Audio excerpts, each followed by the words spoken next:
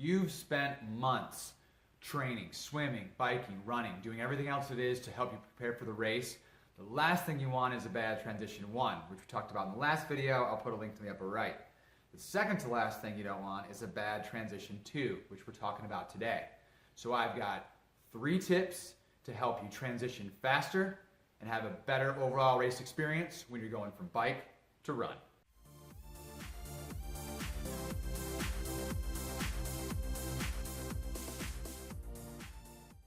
Hey, it's Eric at ewjtri bringing you a new video every week focused on you off-road trail triathletes.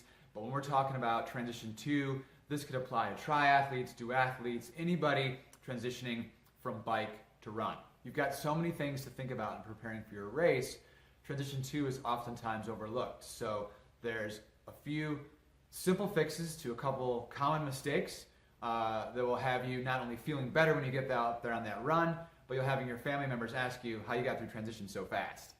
Tip 1 is actually plan your entry and exit from the transition area. So after you rack your bike in the morning before the race, go to where the bike will finish and actually walk from that space, noticing any landmarks or where your transition spot is. So maybe it's the 4th row on the right, 3rd bike in, and actually, follow that path. And then once you get to your transition spot, turn and say, okay, now I'm going to head out for the run. Where am I going? What direction am I headed?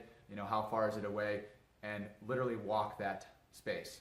This seems so simple, but so many athletes waste valuable time and energy when they come off the bike and they can't quite remember where their bike is. They might remember the general area, but if they got on the wrong rack, then you gotta take your bike, go back out of the rack, go back in, and you won't have your bike as a landmark to look for it. So you've got to kind of know more specifically where your spot is. And this is something that before the race starts, I would actually even just find a quiet place and rehearse this a couple times in your mind, and that way your brain's really on autopilot. Either way, you shouldn't be changing from bike to run for the very first time during the race.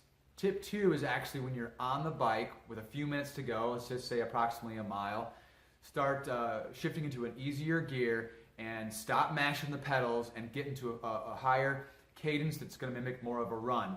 You don't run like this if you're really pushing those pedals hard, have a low cadence during the race. And that's fine if you prefer that, but get those legs spin a little bit more, get those legs, the blood flow in there, and prepare you to jump off that bike and start for the run. Tip 3 is keep moving when you get off that bike. The best thing you can do when you get off the bike to help get rid of that bike feeling in your legs is to keep moving. And standing at transition 2, getting all your stuff together, and as you just stand there or sit in one place is number 1, wasting time, and number 2, just kind of probably make you feel stiffer. So the sooner you can, even if you just keep walking the first part of the run course, keep it moving. And so when you get to your spot, you want to have your race belt in transition with the number facing down, have your shoes just over top of it so that it's not going anywhere. Just above that, you've got your hat or visor or whatever you might wear with your nutrition gels or a gel flask inside. And that way, you put on your shoes, and then you can actually reach down and grab that stuff and then start walking towards the exit, which you've already rehearsed. And when you're walking or running, if you already feel up for it, but at least keep moving, then you can put on your hat, put on your race belt, and get out on the course. All right, so let's sum up. Number 1, plan your transition entry and exit before the race.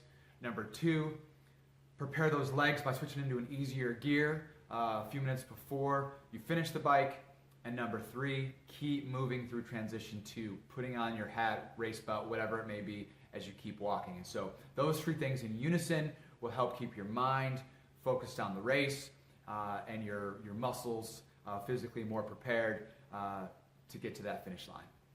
All right, so I hope that video was helpful for you and that you get rid of that bike leg feeling a whole lot faster at your next race when you apply these 3 tips. Speaking of tips, put your best transition 2 tip below. Hit that red subscribe button so you don't miss another video. And until next week, I will see you on the trails. But you've got so many things to think about. Either be searching for your bike